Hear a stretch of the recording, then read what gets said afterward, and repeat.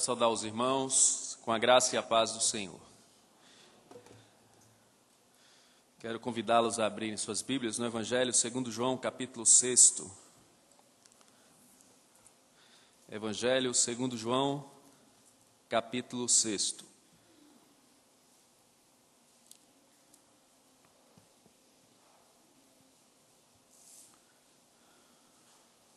Você que nos acompanha pela internet, Evangelho de João, capítulo 6. Farei a leitura dos versos de número 60 a 71. João 6, 60 a 71. Muitos dos seus discípulos, tendo ouvido tais palavras, disseram: Duro é este discurso, quem o pode ouvir? Mas Jesus, sabendo por si mesmo que eles murmuravam a respeito de suas palavras, interpelou-os: Isto vos escandaliza? Que será, pois, se virdes o Filho do Homem subir para o lugar onde primeiro estava? O Espírito é o que vivifica, a carne para nada aproveita. As palavras que eu vos tenho dito são Espírito e são vida. Contudo, há descrentes entre vós. Pois Jesus sabia desde o princípio quais eram os que não criam e quem o havia de trair. E prosseguiu: Por causa disto é que vos tenho dito, ninguém poderá vir a mim, se pelo Pai não lhe for concedido. À vista disso, muitos dos seus discípulos o abandonaram e já não andavam com ele. Então perguntou Jesus aos 12, Porventura, quereis também vós outros retirar-vos? Respondeu-lhe Simão Pedro: Senhor, para quem iremos? Tu tens as palavras da vida eterna, e nós temos crido e conhecido que tu és o Santo de Deus. Replicou-lhes Jesus: Não vos escolhi eu em número de 12, contudo um de vós é diabo. Referia-se ele a Judas, filho de Simão Iscariotes, porque era quem estava para traí-lo, sendo um dos 12. Oremos. Senhor, fala ao nosso coração por meio da palavra nesta noite, na iluminação das nossas mentes, pela ação do Teu Espírito Santo, por meio de Jesus Cristo, por meio de quem nós oramos. Amém. Meus irmãos, um assunto tem nos levado a refletir a respeito da nossa vida cristã. Pode parecer repetitivo, pode parecer insistente, mas ultimamente a evasão e a participação dos crentes nos cultos, na escola dominical, nas atividades desta igreja, tem nos levado a refletir, a nos preocupar, tentando encontrar motivos que podem ser diversos, justificados ou não. E eu quero nesta noite, à luz desta palavra, deixar uma reflexão a todos nós, me incluo, a fim de que este não seja um dos motivos pelos quais vocês, falo de forma geral e ampla, não necessariamente aqueles que estão presentes aqui nessa noite ou você que está me ouvindo na internet, mas generalizando, talvez vocês tenham como motivo o fato de selecionar um dos períodos para vir cultuar, ou um dos dias, ou uma das atividades, de participar ou não da classe da escola dominical. E como eu falei inicialmente, podem existir outros tantos motivos justificáveis ou não. Mas eu entendo que este motivo pelo qual vou tratar nesta noite, a minha oração é que não seja este a verdadeira significação da ausência de muitos, da participação ativa, do envolvimento, do interesse daqueles que estão na casa do Senhor. Olhem comigo esse texto. Este capítulo de João é um dos mais extensos do seu evangelho e dos evangelhos como um todo. Eu li a parte final, o desfecho após a multiplicação dos pães, o milagre no meio da tempestade, o discurso de Jesus a respeito do maná que vem do céu, o verdadeiro pão que vem do céu. E as palavras de Jesus são confrontadoras nesse discurso, de tal maneira que redunda neste episódio que nós lemos nesta evasão de muitos daqueles que o seguiam, de muitos que estavam com ele. Pois bem, fazendo um paralelo entre o final do capítulo e o início do capítulo, nós poderemos ver algumas coincidências, fatos semelhantes e não definidoras em si mesmas. Por exemplo, as palavras do apóstolo Pedro, no versículo de número 68 são: Senhor, para quem iremos? Tu tens as palavras da vida eterna. Pedro está fazendo uma declaração de que quer continuar seguindo a Jesus. Senhor, nós não temos a quem ir, queremos ficar com o Senhor, nós seguiremos ao Senhor. Ora, mas no início do capítulo 6, voltem comigo para o seu início, diz os primeiros versos aqui, e especificamente o verso 2, seguia-o numerosa multidão, porque tinham visto os sinais que ele fazia na cura dos enfermos. Da mesma forma, pessoas estavam seguindo a Jesus. Como Pedro, para quem iremos? Nós encontramos em ti, Senhor, algo que nos motiva a segui-lo. Similaridades. Pedro continua dizendo no versículo 69, e nós temos crido e conhecido que tu és o Santo de Deus. Pedro identifica a divindade de Jesus. Pedro identifica que Jesus não é mais um de vários homens que poderiam se levantar naquele período, com um discurso bem trabalhado, com a palavra de convencimento, com a capacidade de aglutinar pessoas ao seu redor e atrair para si seguidores.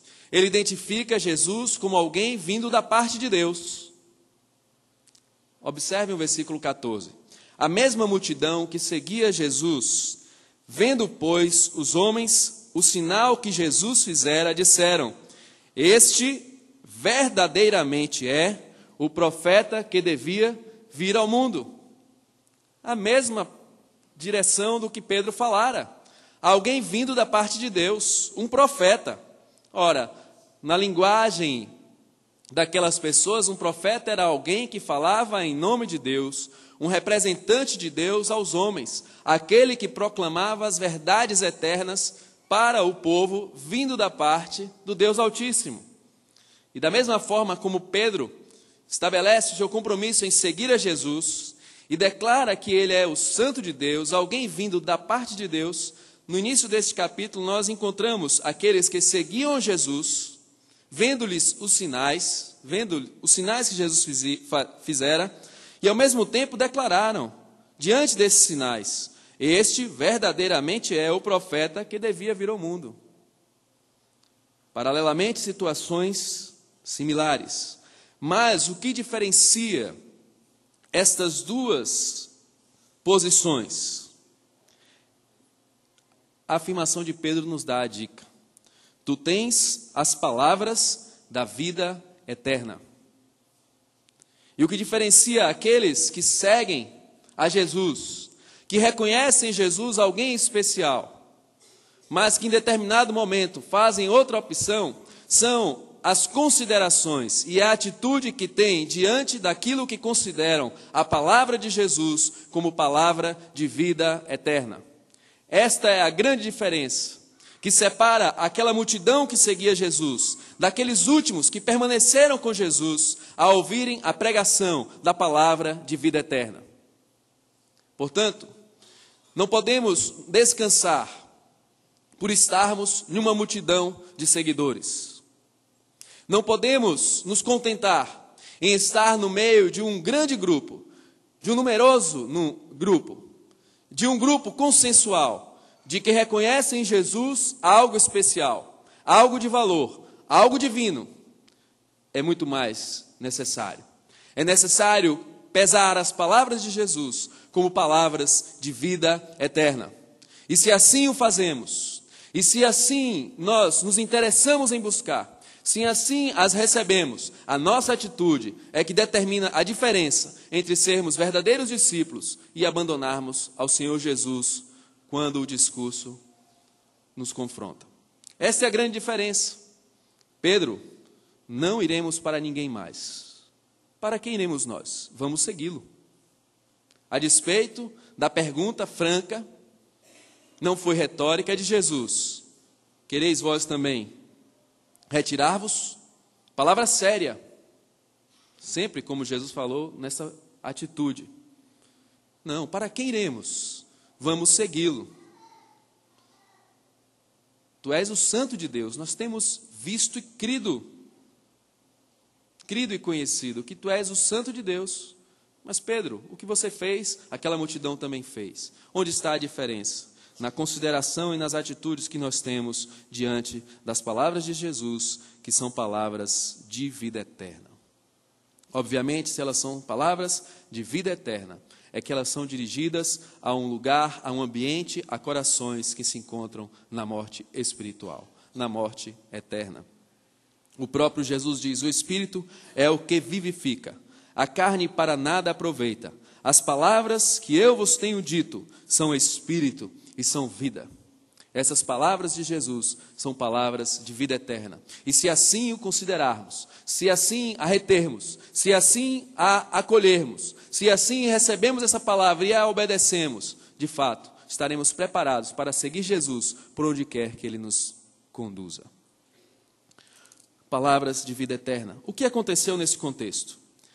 O evangelista Marcos diz que Jesus, pregando, afluíam a ele as multidões. E lá no capítulo 6 de Marcos diz que Jesus, vendo aquela multidão, compadeceu-se dela, porque eram como ovelhas que não têm pastor. Eram pessoas carentes, vazias, sem esperança, sem Deus no mundo. Pessoas que, apesar da sua religiosidade, não tinham se encontrado com a verdade que liberta, a verdade que tira-lhes do jugo do pecado, a verdade que os vivifica, retirando da sua situação de morte espiritual. E passou a ensinar a essas multidões muitas coisas. As palavras que Jesus dirigiu a essas multidões eram palavras transformadoras, eram palavras confortadoras, eram palavras incentivadoras, mas muito mais do que isso, eram palavras vivas do Deus vivo para promover vida e vida eterna. Esta multidão que cercava Jesus era constituída de homens, mulheres e crianças, bem diverso, como diverso é o meu público nessa noite. No relato de Lucas, de Mateus, de Marcos e de João, diz que eram aproximadamente 5.000 homens. E Mateus especifica 5.000 homens, bem como mulheres e crianças. Em muitos momentos do ministério de Jesus, homens, mulheres e crianças se aproximaram dele, por diversos motivos. E podemos pensar que as crianças apenas iam levadas pelos pais. Não. Em determinado momento, as crianças queriam estar com Jesus, a ponto de até incomodar os discípulos. E Jesus disse: deixai vir a mim os pequeninos, não os impeçais, porque dos tais é o reino dos céus. As crianças vinham também com interesse, porque viam em Jesus alguém diferenciado, especial. Ora, eles estavam acostumados a verem muitos mestres, porque eram educados dessa forma. Eles eram trazidos para a igreja, sentavam ali no banco, ficavam ali meio caído para o lado, a vovó do lado, o papai do outro, um beliscãozinho aqui, outro acolá. Mas eles desde cedo aprendiam a estar aprendendo das Escrituras, conhecer a lei do Senhor. De repente eles veem na pureza de uma criança, na simplicidade, alguém diferente. Suas palavras, a doçura no falar, a doçura no olhar, coisas que atraem uma criança naturalmente. O reverendo Guimarães já falava que dificilmente um carrancudo atrai uma criança, né? E é verdade. A criança se aproxima de quem sorri, de quem graceja, de quem tem um semblante pacífico. Normalmente é assim. Mulheres, homens, mulheres e crianças. Porque a palavra era pregada a todos indistintamente. Jesus, no seu discurso, dentre muitas palavras, ele diz: ninguém vem ao Pai, ninguém vem a mim se pelo Pai for enviado, mas todo aquele que vier a mim, de modo algum lançarei fora. Este todo tem o mesmo sentido do que o próprio evangelista João diz, que Deus amou o mundo para que todo aquele que nele crê não pereça, mas tenha vida eterna.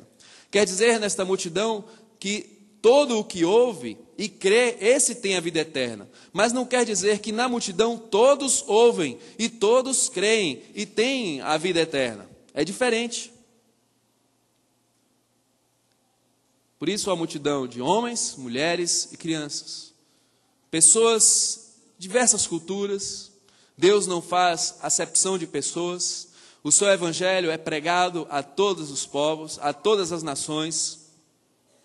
E a palavra de Deus é ministrada a todos os corações. Mas somente aqueles que pesam as palavras de Jesus como palavras de vida eterna e creem no seu nome, são estes que permanecem com ele. Ora, Jesus fizera o milagre da multiplicação dos pães e dos peixes. Aqueles homens, então, vendo aquele sinal, disseram: este é verdadeiramente o profeta que deveria ver o mundo. Que conveniência! Nós precisamos de um libertador, nós precisamos de alguém que defenda a nossa causa, que nos livre do jugo dos romanos, e agora vem alguém que não somente pode fazer isso, como pode também nos dar o alimento, o sustento. Mais à frente, Jesus se retira e quando a multidão se aproxima novamente, Jesus já começa a confrontar. E sempre é assim a palavra de Deus. Ela nos confronta sempre. Porque Deus conhece o coração, conhece as intenções e as motivações humanas. Podemos nos aproximar por diversos motivos, mas Deus não nos deixará desavisados a respeito do verdadeiro significado de seguir a Ele, de buscar a sua presença. Muitas pessoas se aproximam quando estão no meio de uma provação, de um sofrimento, de uma luta, e devem se aproximar de Jesus, sim. Mas essa não deve ser a principal motivação. Outros se aproximam por simpatizar-se, para calar a consciência, em dizer que tem uma religião, que tem um compromisso espiritual. Muitos são atraídos, mas ser atraído e chegar a Jesus é diferente de permanecer com Jesus. Jesus então diz assim: em verdade vos digo, vós me procurais, não porque vistes sinais. Na verdade, Jesus está corrigindo o entendimento, a compreensão dos sinais que ele fazia. Porque o povo disse, vendo-lhes o sinal, reconheceram-lhe como profeta. No entanto, os sinais que Jesus fazia deveriam apontar para a sua divindade, quem ele realmente era, o Filho de Deus, o Messias prometido, aquele que fora prometido na aliança, aquele de quem tratava a lei de Moisés e os profetas. E esses sinais eram para testificar que, de fato, como diz o evangelista João, que Jesus Cristo era o Filho de Deus. E Jesus, então, percebe que, apesar de contemplarem as maravilhas, ficavam presos nas maravilhas, mas não compreendiam o seu significado. Coisa bem moderna, coisa bem atual, daqueles que buscam a Jesus por causa das bênçãos, né? Das vitórias. E buscando as bênçãos do Senhor, não conseguem compreender quem é verdadeiramente o Senhor, que também nos preenche com bênçãos. Vós não me procurais, porque vistes sinais. Vocês estão vendo, mas não compreenderam. Mas porque comeste dos pães e vos fartastes. Trabalhai não pela comida que perece, mas pela que subsiste para a vida eterna, a qual o Filho do Homem vos dará. Porque Deus o Pai o confirmou com o seu selo. Aqui é a questão. Os meus sinais, as minhas palavras, elas apontam para isso que define a morte e a vida. Minhas palavras são espírito e são vida, porque elas são dirigidas a quem está morto espiritualmente. E a grande questão é que as palavras de Jesus confrontam a nossa realidade espiritual. Não importa necessariamente naquilo que cremos, na herança que recebemos, no tipo de vida que levamos, na nossa rotina, nas nossas muitas benesses, nas nossas contribuições, nas nossas caridades. Não está falando daquilo que nós fizemos, mas está falando daquilo que nós somos e na situação que nós nos encontramos, mortos em nossos delitos e pecados. Porque Jesus Cristo veio como o médico vem para o doente, não para o que está são. Não vim chamar justos, mas disse Jesus, vim chamar pecadores ao arrependimento. Desta maneira, quando Jesus disse que suas palavras são espírito e são vida, é porque elas estão sendo dirigidas a quem precisa de vida. E quem precisa de vida é um morto. E o discurso de Jesus nos confronta com a nossa verdadeira situação espiritual. Sem Jesus, nós estamos mortos em nossos delitos e pecados. Essa é a situação que se encontram aqueles que não conhecem a Jesus, que não reconhecem as suas palavras, o seu poder, a sua obra. Portanto, aquela multidão já começa a ser averiguada, investigada. De repente, obviamente que para Jesus isto é possível e Ele o faz, mas imaginemos nós que nesse grupo grande que temos aqui nesta noite, após essas palavras, algumas coisas começam a se destacar no rosto de um e de outro. E daqui pudesse perceber, para Jesus isso estava bem definido, porque Ele é Deus, Ele sonda o coração, conhece o que se passa no interior das suas vidas. Mas é como se de repente aquela multidão, que parecia uma muralha intransponível de coesão, de unidade, de conformidade de pensamento, começa a apresentar suas rachaduras, começa a aumentar os espaços entre si e as coisas começam a ser definidas. Mas Jesus fala: os vossos pais comeram do maná no deserto. Eu, porém, vos digo que eu sou o pão vivo que desceu do céu. Não foi Moisés quem vos deu o pão do céu, o verdadeiro pão do céu é meu Pai quem vos dá, porque o pão de Deus é o que desce do céu e dá vida ao mundo. Então a multidão em coro disse: Senhor, dá-nos sempre desse pão. Essas palavras nos fazem lembrar das palavras da mulher samaritana, quando Jesus, pedindo-lhe água, se apresentou com uma água viva. Ele diz: quem beber desta água jamais terá sede. E a mulher, entendendo, obviamente, pelas suas próprias conveniências e dificuldades de estar sempre ali buscando água, em meio às suas vergonhas, ela diz: Senhor, dá-me sempre desta água, para que eu não volte aqui para buscá-la. E aqui, da mesma forma, a multidão, superficialmente, não entendeu ainda as palavras de Jesus. Dá-nos sempre de comer desse pão. Jesus, entendendo e conhecendo o coração, da mesma forma que ele confronta a mulher samaritana, dizendo: vai, chama o teu marido e depois vem cá, porque beber da água que eu lhe dou é beber do sacrifício que eu farei, é beber da minha vida, que requer arrependimento, mudança de vida, transformação, novo nascimento. Dá-nos sempre desse pão. Declarou-lhe, pois, Jesus: eu sou o pão da vida. O que vem a mim jamais terá fome, e o que crê em mim jamais terá sede. Porém eu já vos disse que, embora me tenhais visto, não credes. Todo aquele que o Pai me dá, esse virá a mim, e o que vem a mim, de modo nenhum o lançarei fora. Porque eu desci do céu, não para fazer a minha própria vontade, sim a vontade daquele que me enviou. E a vontade que me enviou é esta: que nenhum eu perca de todos os que me deu. Pelo contrário, eu ressuscitarei no último dia. Somos privilegiados em ouvir esta frase, já tendo conhecimento de todo o episódio narrado neste capítulo. E podemos então entender que muitas vezes a multidão se aproxima e diante do discurso de Jesus, certamente haverá aqueles que permanecerão com ele. Porque o que Jesus diz: nenhum daqueles que o Pai me deu será perdido. Uma multidão entra e apenas 12 saem, dos quais um é diabo, traidor.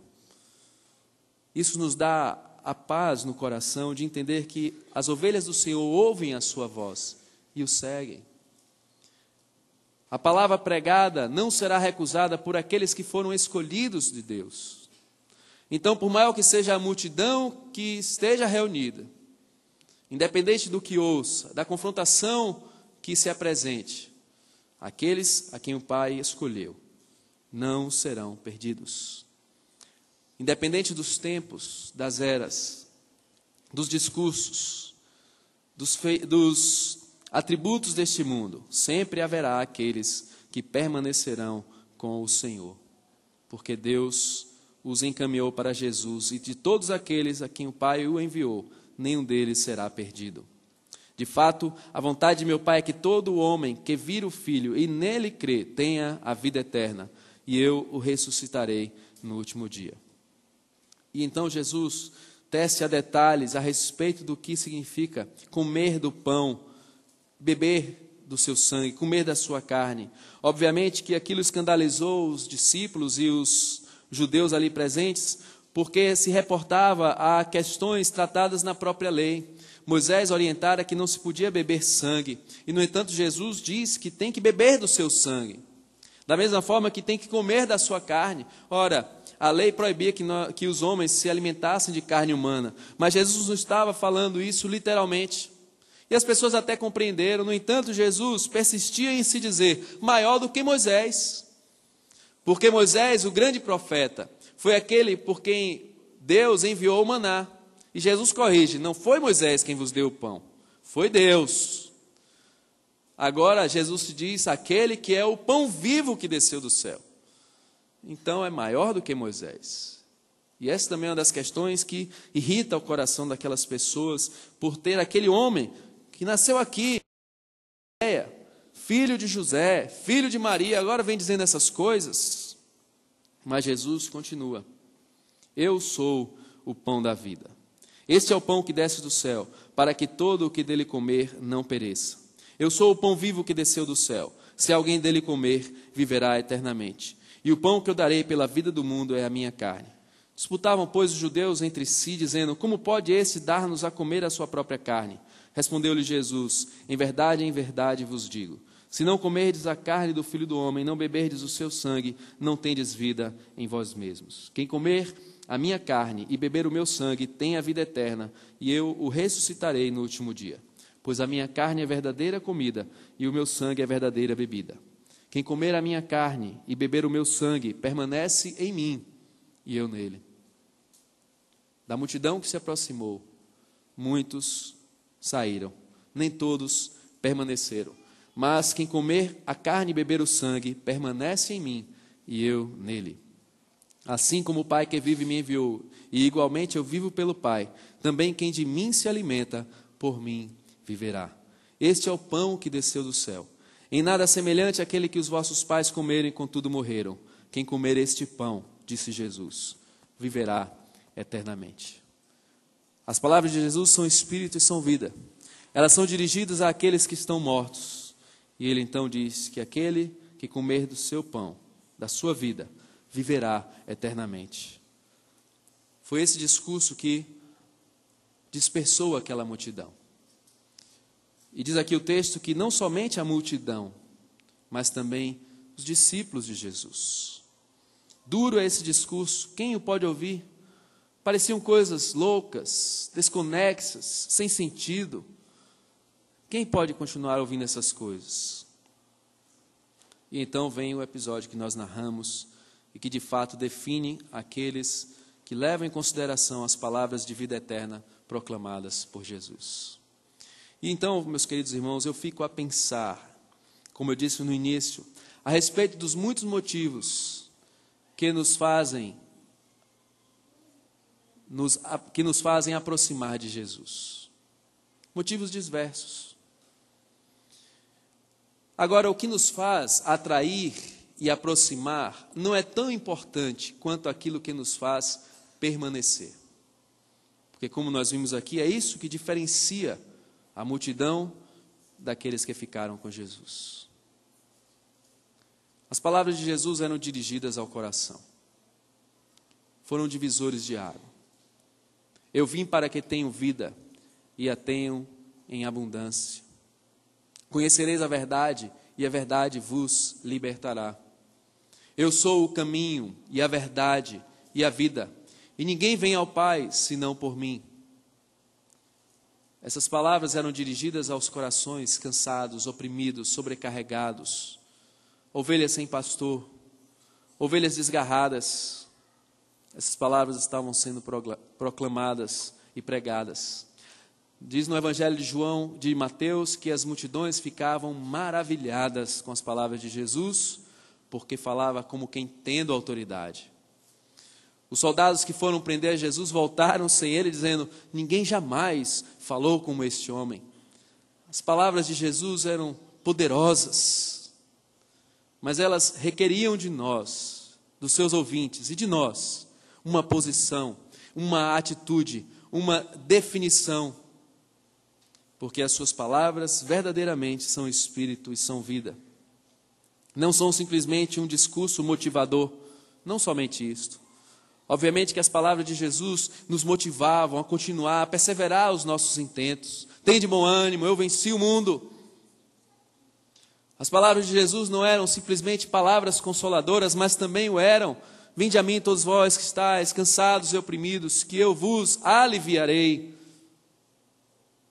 Ah, todos vós que tendes sedes, vinde.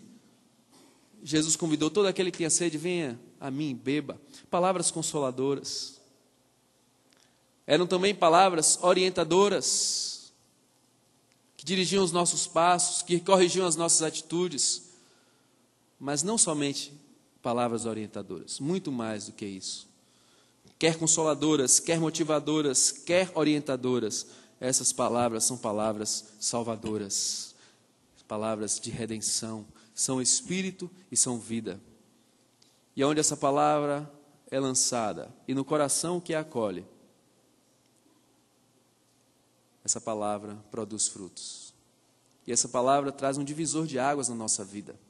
Porque se verdadeiramente nos deparamos como palavra viva, palavra de salvação, isso definirá a maneira como nós viveremos diante de Jesus. Isso definirá os nossos interesses, as nossas motivações, as nossas prioridades. Para quem iremos? Tu tens as palavras da vida eterna. E nós temos crido e conhecido que Tu és o Santo de Deus. Meus queridos irmãos, quem é Jesus para você? O que significa a sua palavra? O que é a palavra de Deus para você na sua vida? São espírito e são vida? São palavras de vida eterna? Se assim o são, em todo o tempo que olharmos para Jesus, você estará seguindo a Jesus. Quando Ele disser, quem quiser vir após mim, negue-se a si mesmo, negue o seu descanso, negue o seu trabalho, negue a sua família, negue os seus sonhos, negue as suas realizações, negue tudo aquilo que diz respeito à sua existência, negue-se a si mesmo. Depois vem e siga-me. Você estará com Jesus. Você permanecerá. Quando Jesus olhar para você e dizer que os verdadeiros tesouros nós devemos juntar nos céus, que o amor ao dinheiro é a raiz de todos os males, e quando nós estivermos apegados às nossas muitas atribuições, fazendo e acumulando bens materiais, enriquecendo as nossas vidas, enchendo os nossos celeiros, e Jesus disse, louco, esta noite te pedirão a tua alma e o que tens juntado para ti, o de quem será? Você estará pronto a abandonar tudo e seguir a Jesus? Aqueles que recebem a palavra de vida eterna o farão. Aqueles que ouvirão a palavra de Jesus, que nós não devemos perdoar 70 vezes 7, nem 7 vezes, nem 490 vezes ao irmão, mas perdoar sempre. Porque quando nós oramos o Pai Nosso, dizemos, perdoa-nos assim como nós temos perdoados aos nossos devedores. Deverá se levantar e seguir até o irmão e pedir perdão, e conceder perdão, porque aqueles que consideram a palavra de Jesus como palavras de vida eterna, assim o farão, porque permanecerão com Ele até a cruz.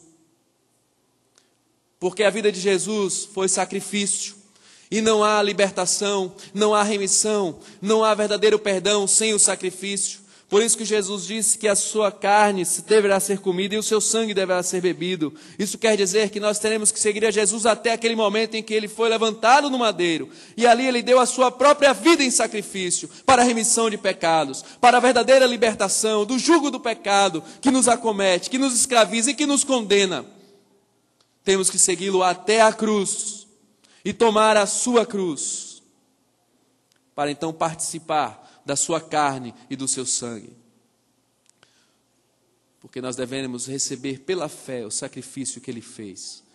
Porque quando nós discernimos o corpo, nós entendemos que ele estava naquele madeiro, no meu e no seu lugar. Ele estava morrendo a minha morte. Ele estava recebendo sobre si o castigo do meu pecado, para que agora eu pudesse estar diante de Deus, justificado, isento do meu pecado, liberto e restaurado da minha morte espiritual. Por isso, aqueles que recebem a palavra de vida eterna seguirão Jesus aonde ele estiver. Desta forma, então, nós poderemos aferir de forma particular o interesse que temos com as coisas de Deus. A vontade de Jesus era fazer a vontade do Pai. Qual é a sua vontade? Se as palavras de Deus são palavras de espírito e vida, são palavras de vida eterna para você, meus irmãos, como disse o nosso pastor, reverendo Edésio, nesta manhã, das 168 horas que compõem a semana que nós temos e que exercemos diversas atividades, pelo menos no domingo, só precisaríamos reservar 5 horas destas 168. Apenas 5. Mas que fardo, que peso,